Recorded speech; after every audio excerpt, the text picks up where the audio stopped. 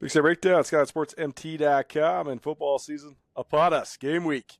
We got plenty of action coming down the pipe. A whole slate of Big Sky Conference games, including the openers for both Montana and Montana State. Montana in Missoula against Southern Utah. Montana State on the road at Utah Tech in St. George. Grizz kick at 7 p.m. Cats kick at 8 p.m. So we'll be doing double duty trying to watch two different games. But we will be at the Grizz home opener in Missoula. And then the following week, we're also going to do some double duty as the Grizz host Drake in an afternoon game, and then the Cats host their annual Gold Rush game. So we'll be able to check out. By the time this rolls around next Sunday, we will have live and in-person viewing experiences of both Montana and Montana State. Also excited to watch the Friday night game between Cal Poly and Idaho. So that's where I want to start. Brooks Nuanez joining us here on the Big Sky Breakdown. It's proudly presented in part by our new friends, Jeremiah Johnson Brewing. It's actually old friends of Brooks, as he's been seeing these guys down at the Big Sky tournament for forever. And they are the official beer of the Big Sky Conference. And Brooks has a big-time background in beer. So these guys were always talking hoops and brews for the last couple of years. And now we got a partnership with them. So good job on that. Excited about that.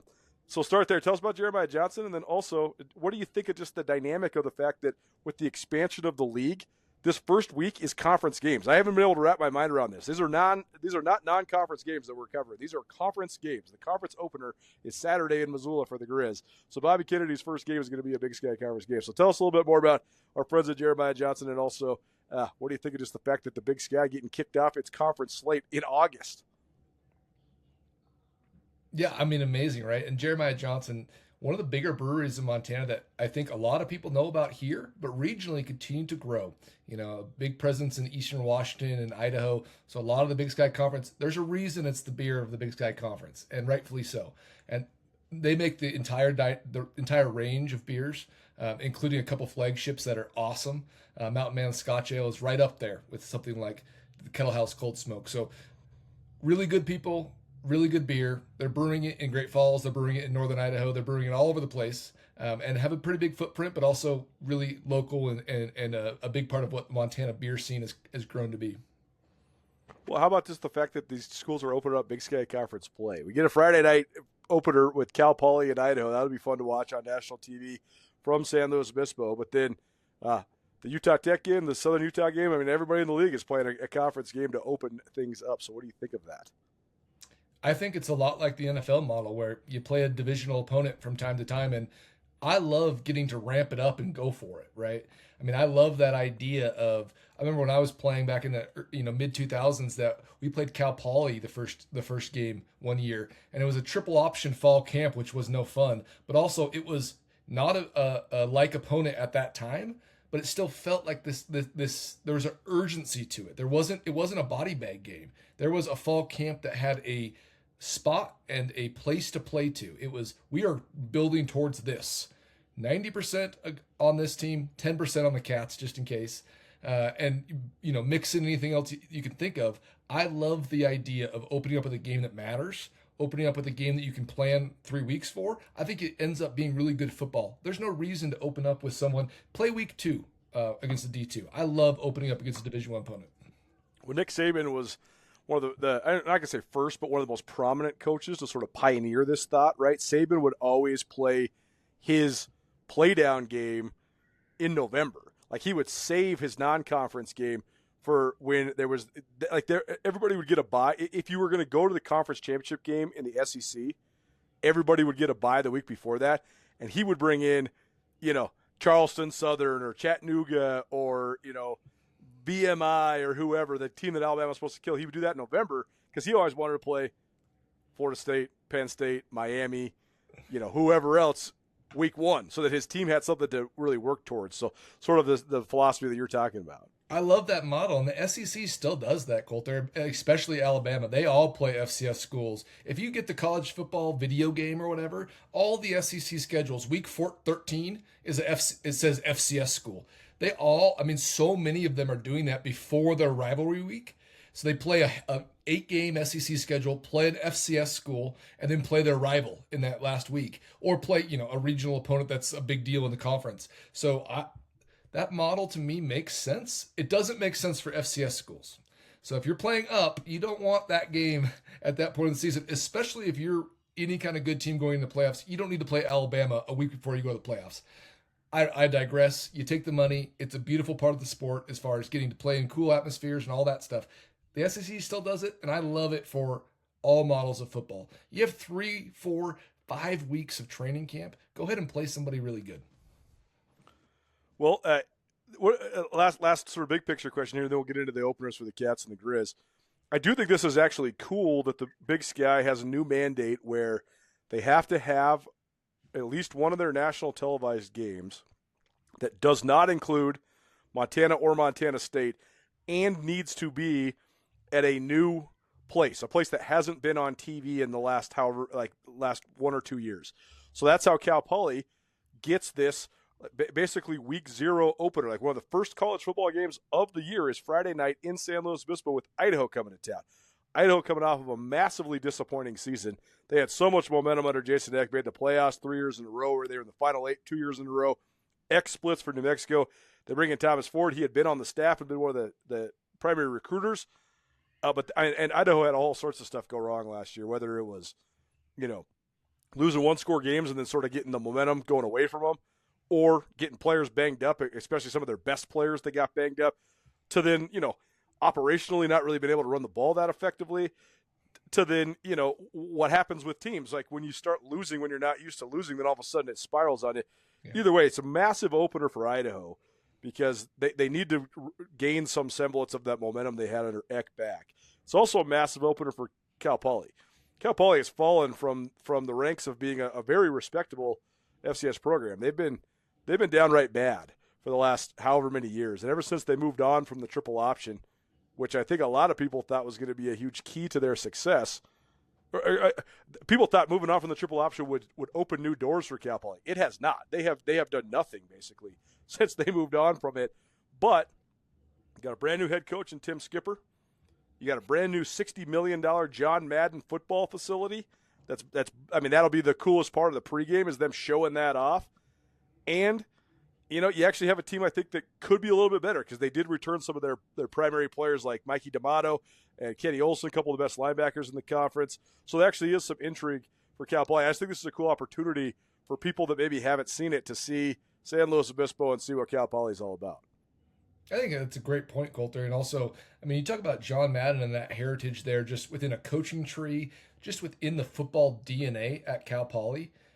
There might not be 2 schools in the Big Sky that have less of an excuse to not be good than Idaho and Cal Poly. Exactly. They both need this in a big way. And even coming out on the losing end of this with a good performance and gaining momentum with identity could be huge for either school. We talk about Cal Poly running the triple option. They were able to recruit obviously very smart guys. Like this is a tough school to get into, but they were able to recruit linemen that played such a specific style, offensive linemen that got off the ball, maybe a little undersized. They weren't traditional 300-pounders, but when you're running the triple option, there's no veil. They're getting off the ball. They're playing an aggressive style of football. You can get smaller guys to be in the system. And then when they went away from that, you got to assume that, man, we got to recruit California and athletes and kids that are academically driven. And even if you're going to run any kind of modern spread or what have you, you have to assume that being in California with the academic prestige that they have, that they could recruit anybody and everybody that they could find that fits that prototype. Same with Idaho. Traditionally, so much football DNA laid into that school, into that program. A team that has been such a part of the Big Sky Conference and since coming back has had their flashes, but needs to really reestablish who they are. I think it's a huge opportunity for both schools.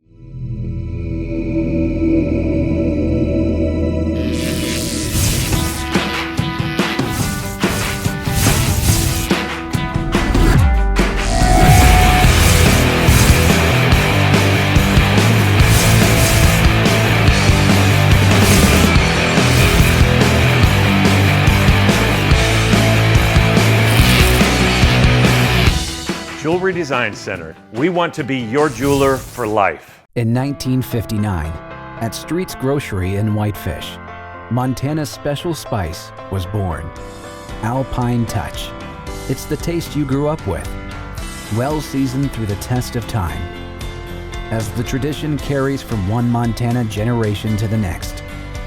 From its humble beginnings to a trusted brand, here's to the next 60 years. Alpine Touch.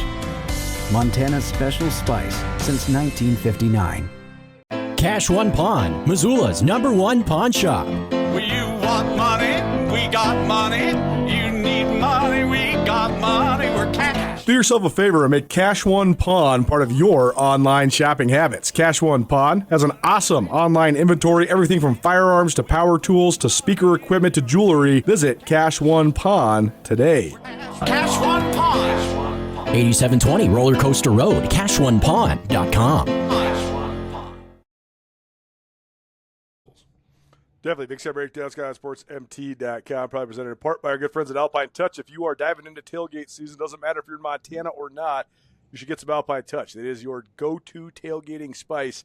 You can shop online anytime, always, AlpineTouch.com. We'll start with Montana State because they are the reigning national champions. Interesting deal, too, because if the Utah Tech game was part of a home-and-home for a non-conference, I like that as far as scheduling because you're getting a regional Division I team, and you're going to get them to come to your place a couple times in exchange for going to their place. That's what Montana State had until Utah Tech got absorbed into the conference, and now it's just like you scheduled yourself a road opener. But you have to think that Brent Vigen's going to use this, as a motivational tactic. I think that in retrospect, when you look at how last season played out for the Cats, you could almost argue that the fact that they started 0-2 after winning 15 games in a row the year before that, the fact that they were on a 3-game losing streak when you take the North Dakota State national championship game loss, Oregon, and South Dakota State, I actually think that was a, I don't know about benefit, but it was something that spurred Montana State on. Like, they never had any chance to rest on their laurels because they were fighting uphill against an 0-2 record. It played a big part of it, man. Totally. I mean, because you couldn't say, okay, like when you have 2 losses on your record, you couldn't say, okay, we're good. Like, we got an inside track to a seed until you got to win 8 or 9 in a row to be able to be like, okay, we're back to where we wanted to be. Like, you have to literally go undefeated for months to be able to get back to where you need to be.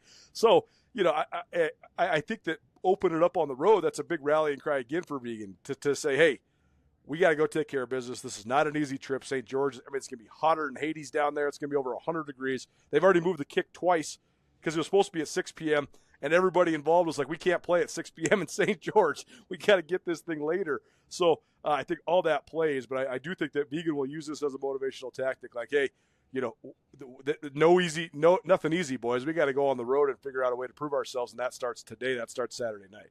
Yeah, and last year, those first 2 games that is as tough as a schedule as you're really going to draw up for yourself, right? With national championship aspirations, going to Autzen and playing that Oregon team is that's nothing to sneeze at, right? And then you invite a perennial top 5, top 3 powerhouse into your stadium in South Dakota State. I thought that set the Cats up in so many ways to find different motivations than they thought before the season. I thought it gave them an urgency that was important. I love this game for them right now as far as going on the road. I don't think that you need to go and have the glam show in Bobcat Stadium. It's been all off season. Everywhere you go in public, anywhere that you're out and about, people are telling you all about how great you are. You need to go on the road and get into a fist fight with someone, a good team, and go prove yourself and go get back to this is our 75, this is our 90 guys, this is our organization, this is our team here, backs against the wall, not because that we're some kind of underdog, but just because of the situation of it's just us against the world right now. I love that for the Cats. Come home, whatever the result may be. I anticipate a win. Come home to Bobcat Stadium and get to kind of have that, that coming out party as now standing national champions. I love the way that schedule plays for them. Again, I don't think that Gold Rush in the first game, coming out there and doing what you've already done the whole offseason as far as the celebration goes, would play well for them. So it's a great point. Big Sky Breakdown, probably presented in part by the Montana State Quarterback Club. We appreciate the Montana State Quarterback Club for being one of our presenting sponsors all football season long. Montana State Quarterback Club has been able to accelerate and raise so much money since they started some 26 years ago. But as Brett Vegan says, this makes it so that Montana State doesn't have to worry about asking questions if they can afford it when they need specific things. They can just go out and do it when it comes to recruiting, when it comes to assistant coaches, all sorts of different stuff. So if you'd like to find out more about the Montana State Quarterback Club, visit MSUQBC.com/Skyline to find out more. We'll come back to the Cats in just a minute. Let's dive into the Grizz for a moment. And we'll get into some specifics here before the show is over. But just big picture, I think it's interesting because the collective mindset of people that follow sports in general is usually short. Yeah. The collective mindset of passionate fans is often short too, especially when it comes to the teams that their teams play. It's been a long time since Southern Utah was actually an elite FCS program. Probably 2017 was the last time that they were very good. That was the peak of Demario Warren. Ed Lamb had, of course, laid the foundation and gotten Southern Utah to the playoffs 3 times. Then he passed it off to Demario Warren. They won their last Big Sky title in 2017. But then they basically fell off a cliff, and they became like a 1 or 2 win team for a while. They exited the league during that sort of fall back to futility. And then they've been in no man's land, and hardly anybody's been following them, because really the only people that really covered Southern Utah 2012 to 2018 was us. And then when they weren't in the league anymore, we didn't really cover them, so nobody was really covering them. So nobody knows what the hell is happening at Southern Utah for the last however many years. That said, they actually have been relatively solid. And when I say there's sort of a collective absence of memory, I think that then extends to the fact that I think that Grizz fans see this game on the Montana schedule and they think, oh, cupcake, easy win. You know, that's a Southern Utah team that only won 1 game each of the last 2 years they were in the league. They must have just been awash in the nothingness since they were in the UAC, the United Athletic Conference, which is an upstart, newer league in the FCS. But since Delane Fitzgerald took over in 2022, Southern Utah has been competitive. They went 5-6 in his first year, playing in the old WAC. Before that, then became sort of the UAC. But they've been over 500 for 2 years or for 3 years in a row. They went 6-5 in 2023, 7-5 in 2024, 7-5 in 2025. They were 6-2 in league play each of the last 2 years. The problem for them is they didn't make the playoffs because the UAC has just been a 2-bid league. It's just been Tarleton State and Abilene Christian the last 2 years. But Southern Utah was right there. If they beat either of those teams, and they came down the wire with both of them last year, they're a playoff team, and probably Abilene Christian is not. So that's all to say that, like I always say, anybody that's coming into Washington Grizzly Stadium is facing an uphill battle. The Grizz are in their 40th year of playing in the venue. They've only lost 38 times there ever. But if people think this is going to be a 56-3 type of ass whooping, I just don't think that that's going to be the case. Southern Utah, I don't know how much similar they look like to the old Ed Lamb teams or even those few good Demario Warren teams, but I can tell you this, I almost guarantee they'll be physical, they'll have good linebackers and good line play on both sides of the ball, and they'll run the ball. I guarantee you those 3 things will be true. So I think this is actually a sneaky, really challenging opener for the Grizz, especially considering it's the first game their head coach will have ever coached. Yeah, there's no 2 ways about it, man. I mean, this is the kind of kid that Southern Utah can recruit is a unique style of football player, and physical would be an understatement. I mean, Utah football as a whole, at the prep level, is extremely high level. I mean, when you're talking about the Western United States, Montana, Idaho, Washington, Oregon, I'm taking Utah high school kids all day. I mean, when you're talking about the gamut of all the positions, they got linemen, they got linebackers, they got physical play. I mean, Utah football, University of Utah, Utah State, they've all been good, but they're also sending kids all over the place to California. I mean, it's just a high level of prep football, but then also they have just a bunch of different dynamics of being able to recruit kids that not every school can. You have the Mormon factor, the religious factor in Utah, which brings in an entire different demographic of kid. You have a large Samoan population in Utah, and it's also able to be recruited to Utah. And that's a unique style of football player. There's just no 2 ways about that this team will be good. I could see, Colter, this being a competitive game where the Grizz win by 40, if that makes sense, where it's like Right. where it's like 28-10, and you're like, Southern Utah's hanging. Oh, they kicked a field goal 28-13, and it ends up being 42-13. But like Right. it was competitive, and like most of the first half, you're like, this is a pretty good team. I could see that atmosphere. I can't speak to what Tarleton State's atmosphere is. I know it's decent. Abilene Christian, I'm not sure. I don't think Southern Utah and the DNA that they currently have in the program, maybe an FBS atmosphere, but they've experienced something like they're going to experience coming to Washington Grizzly. A lot of like what you talked about, Ed Lamb passing it to Damari Warren, there was some crossover documents there. There was a little bit of like understanding of where they stood in this conference against a team like Montana. I think this team will come in a little bit more blind. Obviously, they'll say, hey, we know what we're going against. Everyone says that. We know that it's going to be raucous. It's going to be... It's, as we all know, it's a different thing. So I do anticipate it being competitive.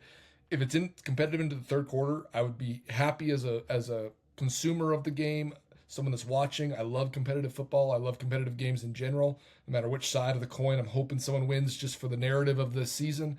Regardless of that, I do think that the Grizz will take care of business in probably a relatively big way, but I agree with you that if you mess around and don't take it as serious as you mentioned, I think Southern Utah, you don't win 7 games multiple years in a row and be a hack. It's not how it works. We see good teams that win 3, 4, 5 games that are decent. So it's like you don't win 7 games and almost make the playoffs by chance. Hey Bobcat fans, Brent Vegan, your head coach. I want you to consider joining the quarterback club if you aren't already, and if you are, please consider raising that level. Our place in the national scene right now has so much to do with the continued growth of the quarterback club. I know it was a bold move 25 years ago to see a need and to create the club, and without it, hard to say where we would be. I think the week in, week out support we feel is one thing, but really what the quarterback club I feel allows us to do is when we have to make decisions, we don't have to think twice. Whether that comes down to recruiting, how we develop our players, how we attempt to retain our players, how we do the same thing with our coaches. The support that the quarterback club has given us has allowed us to build this program. It has allowed us to increase our expectations to the point where we only have one expectation. And I know that's been the goal over these 25 years for the quarterback club, is to put Bobcats football in the national spotlight and ultimately win that final game. And that's obviously what we aim to do, but certainly appreciate anything and everything the quarterback club has done and will continue to do for Bobcat football. The biggest thing I want to do from my position as head football coach is thank you. Thank you for all you've done in prioritizing Bobcat football, and thank you for all you'll continue to do in the years to come as we continue to have needs and continue to want the same thing, which is ultimately raising that trophy at the end of the year. Thanks a lot, and go Cats.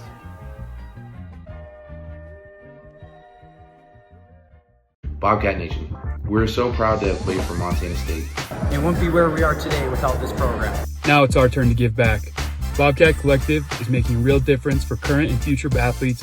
Montana State gave us the foundation to pursue our NFL dreams. Join us in building something special, because when we invest in our athletes, we invest in the future of Bobcat football. Go Cats. Go Cats. Go Cats. Go Cats. Join the collective today. Go Cats.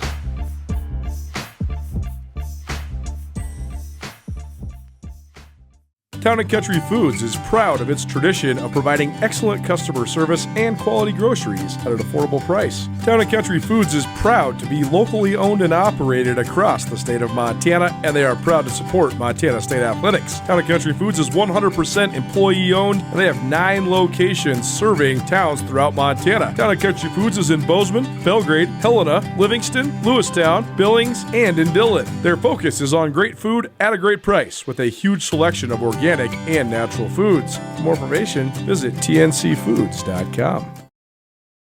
Big Break Time probably presented by Jewelry Design Center. Jewelry Design Center will repair anything that you buy from them. My wife lost a diamond off her wedding ring, and they fix it up for her. Easy peasy, free of charge. That's why Jewelry Design Center is your jeweler for life. I always, I think that there's a real element to the arc of a team's schedule in the FCS, especially if they have to play a tough non-conference schedule early and they take some lumps early. The easiest way for a team to get to 3-9, even if they're not that bad, is to lose those early games and then just be staring at a 1-4 record and just be like, well, what are we playing for? No doubt. Like we're done. Then you just well, then you go lose all your away games. You just every time you're on the road, right. you're just losing, and you end up getting killed. And all of a sudden you go 4-8, even though you're pretty good. Like that was Idaho last year. I thought Idaho was pretty decent, and they had some stuff unravel on them. But you look at Southern Utah. This is why I think Delane Fitzgerald is a good coach, because you look at their record. They look at their schedule last year. They beat Idaho State 46-24. That was a solid Idaho State team that finished 6-6 and took the Grizz down the wire in Pocatello. Then Southern Utah lost 5 games in a row. They lost to San Diego, who was a playoff team, 30-27. They lost to Northern Arizona, who should have been a playoff team. If Northern Arizona doesn't screw the pooch against Weber State in the last game of the year, NAU's into the playoffs last year too. But either way, that was the 18th ranked team in the country last year, and Southern Utah took them down the wire and lost 52-49. Then Southern Utah was very competitive at UC Davis when Davis was number 8 in the country, but they lost 50-34. Following week, they lose 27-24 to West Georgia, and then the following week, they lose 52-45 to Tarleton State. So then you're staring a 1-5 record in the face, and let's just do the math real quick. I mean, that's 3-6, 22. That's 5 one-score games. 4 one-score games and 1 where you lost by 16 to UC Davis. So you lost by 3 different field goals and a touchdown go your way, and that's 4 wins instead of 4 losses. So you're staring a 1-5 record in the face. Well, then you turn around and you beat number 13 Abilene Christian, and then you run the table. You win at Utah Tech, you beat number 22 Austin Peay, you win at Eastern Kentucky, you win at Central Arkansas, and you win at North Alabama. So that team, it's finished the season on a 6-game winning streak to get to 7-5 and knocking on the door of the playoffs. So all that tells me, because I cannot proclaim to say that I watched Southern Utah a bunch last year. I did watch them against NAU a little bit, and I watched the whole game against UC Davis because it was a late kick from Davis that evening. But what I could say about just looking at that schedule is that they're a team that's going to keep fighting. So easy to roll over and die when you're sitting there at 1-5 with that many one-score losses. The fact they finished 7-5, I think it's a huge testament to their coaching staff, and I think that's something that the Grizz have to be prepared for. Because I mean, let's be honest, Southern Utah didn't make the playoffs, so they bring a winning streak into this season. Whereas everybody else in the country, besides Montana State, that made the playoffs, they're coming off a loss, including the Grizz in Bozeman. So I do think the fact that Southern Utah does have a good stretch run from last year to build on is something the Grizz need to be aware of. Yeah, no doubt. And those teams that they beat are, again, as you mentioned, I didn't watch Austin Peay, Central Arkansas, North Alabama, but historically those are real programs. Those are teams that you're beating, likely some on the road. I mean, there's no way, like I always say, there's no 2 ways about saying that winning a football game against a real team is not an easy thing to do. So the physicality that they'll bring, there's no doubt that is going to be real. One thing I wanted to mention, Colter, about that Southern Utah fall off is I think since we started Skyline in 2013-14, that correct me if I'm wrong, there's been there's never been a team with more pro players on it than in that 16-17 team. I mean, that had to have, even if you said 15, 16, 17, that little stretch of guys, yeah. I think there was 3, if not 4 draft picks and like 5 or 6 NFL guys. Mm-hmm. It's like when you have a fall off after you lose 6 NFL guys, it makes sense in some ways.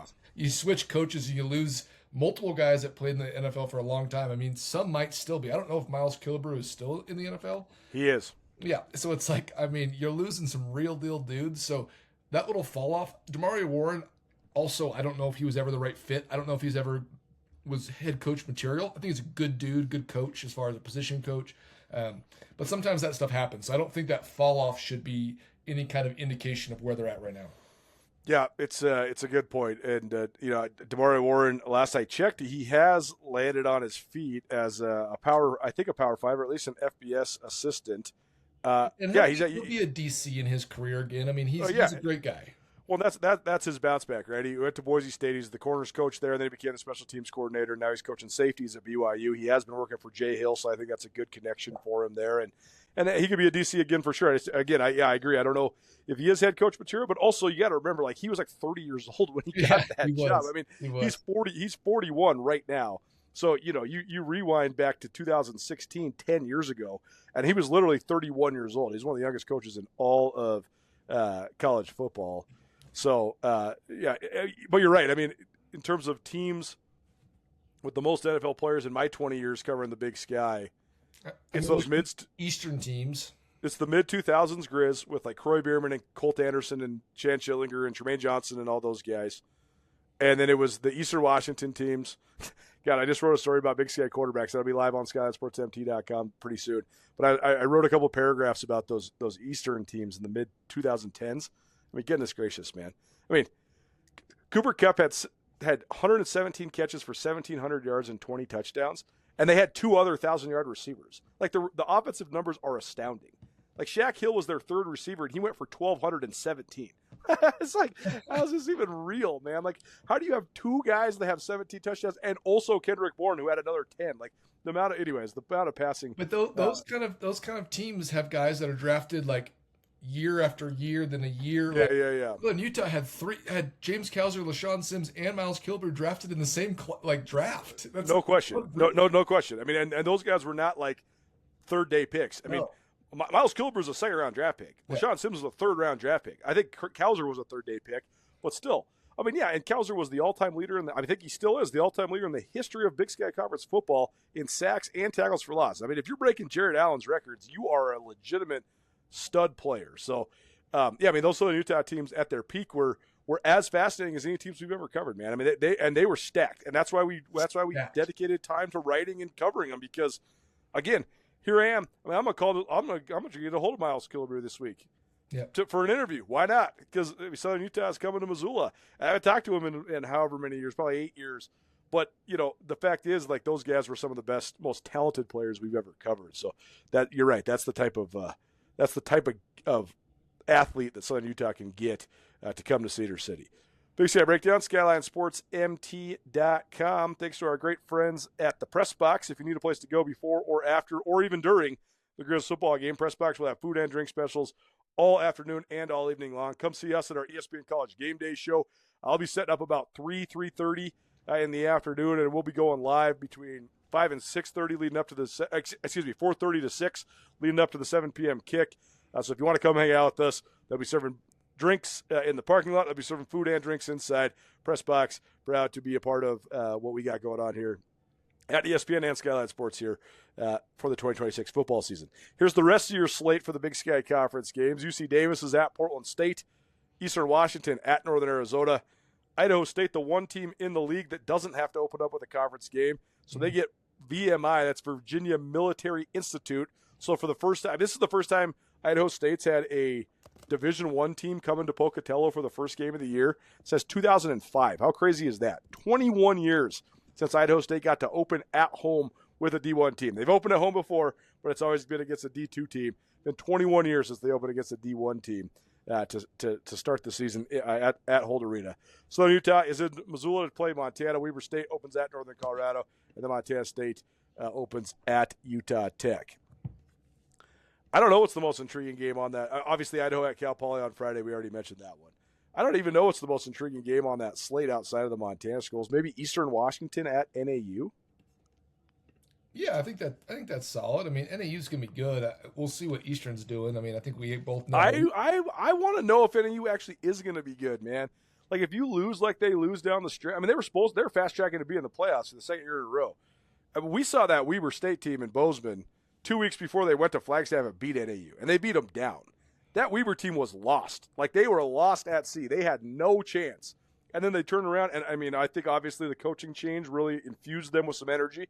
I think Brett Myers, who's now the offensive line coach for the Grizz, I think he did enough to at least be considered a candidate to be the head coach at Weber. I mean, if you lose 66-14 to the Cats, and then you turn around and win twice down the stretch, that means you're a pretty good coach because you saved that team after they could have just rolled over and died. Anyways, my point is the fact that NAU lost a must-win to Weber last year with how bad that Weber team was, I got some questions about NAU. But anyways, I do think NAU is supposed to be good because they do have a 3-year starter at quarterback in Ty Pennington, and by all accounts, Brian Wright is going to be a good head coach and has been at different divisions. So we'll see. But I don't know if there's I guess what I'm getting at is I think the Southern Utah Montana game is the game that's like could be a swing game because I do think that the favored teams for pretty much the rest of those games are pretty entrenched. You know, I think NAU would take a calamity for them to lose to Eastern Washington, but who knows? I think that, Weber, Northern Colorado is interesting because you want to believe that Ed Lamb's going to be a little bit better at UNC going into year 3. but maybe not. I don't know. Maybe it's just the impossible of impossible jobs. Weber, I have no idea. Because I think that Weber, they're another team that doesn't have really an excuse to be bad. Maybe a new head coach gives them an infusion of energy, but also maybe they're just on the downtrend. I'm not sure. So that game maybe could be interesting. But I think UC Davis will go to Portland and kill them. I think the Cats will roll at Utah Tech. And I think Idaho State has a pretty easy opener with VMI coming to town. I actually honestly think that the game that might be the most interesting game is the game in Missoula between Southern Utah and Montana. Yeah, I think that's probably true. As we kind of broke down that game, I think it's probably the two best teams that are going to match up against each other. As you went through that schedule, Colter, I just got so distracted by VMI, so I looked up VMI's best player of all time, and I just wanted to let the listeners know that the more things change, the more they stay the same. Joe Fornato in 1955 was VMI's best player. And guess what Joe Fornato did, Colter? When his coach left for Mississippi State, he transferred to Mississippi State. Was a 1,000-yard rusher, all SEC and All-American, drafted in the second round by the Bears. They moved into linebacker, and he was 3-time first-team All-Pro, including an NFL champion twice, and ended up being a Bears coach for 6 years after his playing career. But Joe Fornato transferred in the mid-50s to Mississippi State. So VMI is coming to Idaho State. You now know a little bit about the history of VMI football. They have not had a good player since 1955. Well, I don't think they're as a Virginia Military Institute, I don't think they're putting a high priority on football. I think they're trying to produce ready-made soldiers instead. Big Sky Breakdown probably presented in part by Town & Country Foods. Happy to have Town & Country Foods on board with us all fall long. They are locally owned and operated, and they have 9 locations around the state of Montana, particularly in Bozeman. They were our go-to when we lived in Bozeman, certainly, and it's always a great place to swing by before game day. We would always go get the breakfast burritos, but if you're going tailgating, go get yourself go get your beers or your snacks or whatever you need for tailgating at Town & Country Foods right on campus there, across from Brick Breeden Fieldhouse in the heart of Bozeman, in the heart of Bobcat country. All right, so when it comes to the Cats against Utah Tech, like what sort of things are you going to have your eye on? Because last year, during the first couple weeks, everybody was wondering, okay, what's the offense going to look like with Pete Sturbeck calling the plays, and what's the offense going to look like with a quarterback who isn't Tommy Millott running the offense? Now, there's so much stability at Montana State. Like, we know basically who's going to be where. Like, there's not really any I'm interested to see who rolls out there at corner. But other than that, like, I think we know, like, who's going to be the guys on the offensive line, the defensive line, at receiver, at quarterback, at running back. Like, all their headlining guys are back. So what are the things you're going to be watching? What are the things you're going to be prioritizing in your analysis of Montana State in their opener in St. George? Well, I mean, everything after you get through the first script on both sides of the ball, right? So everything after you have your 15, 20, 25 plays drawn up, what you want to get to, what you want to see, I think it'll be familiar to a lot of people who are watching Montana State regularly throughout the years. You're going to see stuff, maybe a few wrinkles, but you're going to see a lot of stuff that feels like things you've seen. After you get off script, especially defensively, I want to see who's rolling. I want to see not only who's in the two deep, just are there guys moving around? Are guys playing inside, outside, up front? Is there anyone who's playing safety and nickel? Is there anyone on the offensive line that maybe in the second half, late in the third quarter, bumps out from guard to tackle and you put in a new guard? I'd love to see kind of how malleable the roster is, how flexible they're willing to be with it. Because throughout the years, the last handful of years, that's been somewhat of a calling card. It's just that ability to plug and play guys no matter what, if it's ones or twos. So I do think that would probably be more of a depth piece than me. I think, as you mentioned, we know a lot of what they're trying to get to and who those stars are. Life can change in an instant. If you've been hurt in an accident, suffered from medical negligence, or are facing criminal charges, you don't have to face it alone. At Ryan Miller & Coburn, we're here to listen and fight for you. We're your neighbors, traveling across Montana to stand by your side as your link to justice. Real people, real help, right here in Montana. Ryan Miller & Coburn, your Montana attorneys. Join Town Pump's Pump It Up Rewards Plus program and never pay full price for fuel again. Save 5 cents on every gallon every day at any Town Pump across Montana. Plus, earn and redeem points on your favorite in-store items to get free stuff with our clubs. Stop in and pick up a rewards card. Download the Pump It Up Rewards Plus app today. Or visit townpump.com/rewards to register and start saving. Town Pump. Right down the road. Pump it up. Oh, yeah. Yeah, and I want to see some of these guys too. That this is an interesting spot for a program to get to, and very few programs get to this spot. But that's where your recruiting starts to outpace your development, and then all of a sudden you get the guys that are high-profile recruits, and you get to develop them too, and then you get to sort of unleash them on the world. Like, there is a lot of proven players at Montana State, yet I think that there's like 4 or 5 guys that could be absolute breakout players this year, even though they're in stacked position groups. Josiah Oswego at defensive tackle, Xavier Aarons at inside linebacker, Carter Kernow at tight end, Parker Mady at wide receiver. I thought all 4 of those guys during the spring game, you're like, wow. Like, how do you keep that guy off the field? Like, that guy has to play. Even if you have Taco Dowler and Dane Steele, that guy, Parker Mady, he's got to find a place in the offense, right? Carter Kernow, like you're looking at Rocky Lanchoni and Rylan Schlepp and some of these other good tight ends the Cats have. You're still like, well, Kernow's their best inline guy. You got to have a spot for him. Even though they got Talon Marsh and Zach Black and Hunter Charbonneau at the inside. Oswego looks like an FBS D tackle. So you got to find a spot for him. Same thing with the linebackers. All 3 of those senior linebackers are great players. Neil Daly, Bryce Grebe, and Cole Taylor. But Aarons looks like the most talented one to me. And I know that the coaches think so too. So that's an interesting spot to be in. That's the number one thing I'm going to be watching is how do you sort of finagle that? How do you find a way, right? Because like you have to find a spot you got to find some time for everybody. But like, how are you going to take Cole Taylor off the field? But you're going to have to figure out some way to get Xavier Aarons on the field. Like, that's a very interesting thing they're going to have, right? When it comes to like tight ends, I think you can have packages, tight ends, receivers, et cetera. I think you can have packages for specific skill guys. But I'm just so excited to see if I'm right, if like what I thought from seeing in spring ball means those guys have to be on the field, and also how do they manage that as a coaching staff? Yeah, that's exactly what I'm referring to with that depth piece of that. This is when you do it. You don't wait until you have a must-win game on the road in week 6, a Big Sky Conference game, to then like test out some new Xavier Aarons packages or series, or let him have the third quarter. Like, now's the time, which might come off as funny to some fans who are like, well, we have these dudes and these are our dudes. Like, why are these other guys playing? And even if they play well, which sometimes is hard for a player to understand, you're like, I just balled out the first 3 games. Like, I'm going to get PT. It's like, no, Cole Taylor's the dude. Sorry. Like, we loved what you did, and now you're going to be a depth piece. And anytime you get in, you're going to have an opportunity. And anytime there's an injury, anytime there's a hiccup, you're the first guy up. But we got our guys. And that's kind of that's when you know a program is doing it. That's when all of these Cats teams that have been good, the Grizz, their 15, 20-year run, when they were good, that's exactly what it was. You'd see these dudes, you're like, oh my God, that guy's going to play over that guy for the rest of the year. You're like, no, they're just letting him ball out. He's going to be that dude for 3 weeks. He's going to play half the snaps because you got to, a little bit of load management when it comes to these stars. But I do think that this is the time to do it.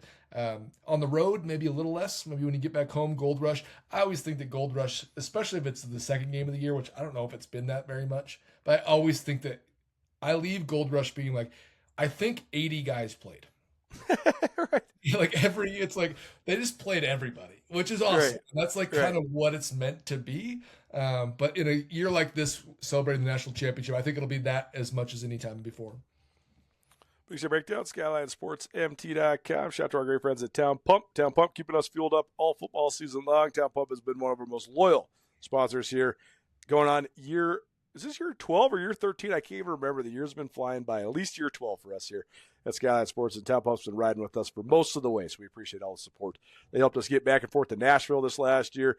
Couldn't have had the epic coverage that we were able to forge forth without Town Pump, so we appreciate them. Montana's best since 1953. Okay, last thing. What are you going to be watching for the Grizz? Obviously, this is a huge, much-anticipated debut. The city of Missoula is just buzzing. It always is because of Grizz football. But the fact that there's a head coach that has opened up the doors and that has invited people to come hang out. You know, as we record this here on Sunday afternoon, it's Grizz Fest down at Shields right now. And there used to be Grizz athletes from every sport, from hockey to lacrosse to volleyball to basketball, that would be hanging out down there. and there was nary a Grizz football player or coach to be seen because they got more important shit to do or whatever the hell they used to think about. Well, guess what? Bobby Kennedy and 10 of his best players have been hanging out down at Grizz Fest all afternoon and evening long. That's what it's supposed to be, man. That's what it's all about. That said, I think the excitement and the anticipation and all of the grace that Bobby Kennedy has right now, it'll go away real quick if the Grizz don't look good on Saturday, especially if they don't win, but if they don't look good on Saturday. So what are the points of analysis you're going to be watching for Montana going into their home opener against Southern Utah?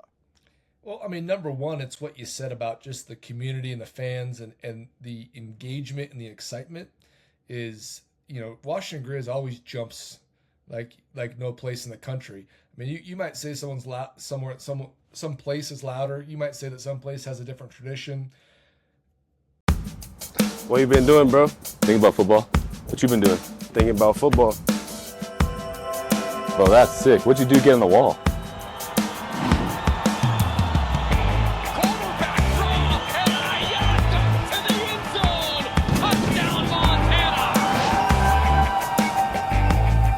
Bro, what did you do to get on the wall?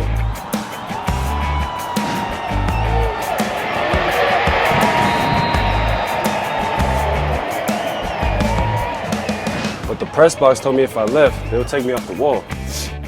But the press box treats like royalty. We would never leave. If you need a place to hang out before, during, or after Grizz football games, swing out by the Press Box. Press Box is the official headquarters of Grizz Athletics. For full coverage of all things Grizz, all football season long, keep it tuned to SkylineSportsMT.com.